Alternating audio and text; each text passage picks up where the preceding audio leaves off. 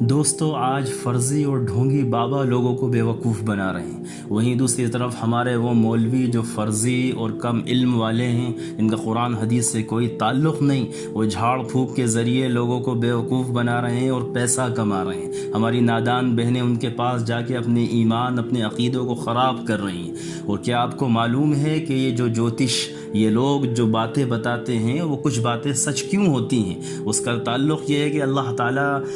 نے حضور کی آمد سے پہلے اجازت دے رکھی تھی شیاطین و جنات کو کہ وہ آسمان پہ جا کے اللہ کے فیصلوں کو سن سکیں اور وہاں تک جا سکیں، لیکن جب حضور تشریف لائے تو اللہ نے اس کے بعد ان کے لیے وہ بین لگا دیا اور بند کر دیے وہ دروازے۔ تو اسی لیے آپ جو دیکھتے ہیں رات میں ٹوٹتا ہوا تارا، یہ اللہ تعالیٰ ان کو مارتے ہیں، فرشتے اللہ کے حکم سے ان کو مارتے ہیں اور وہ بھاگتے ہیں، لیکن وہ کچھ باتیں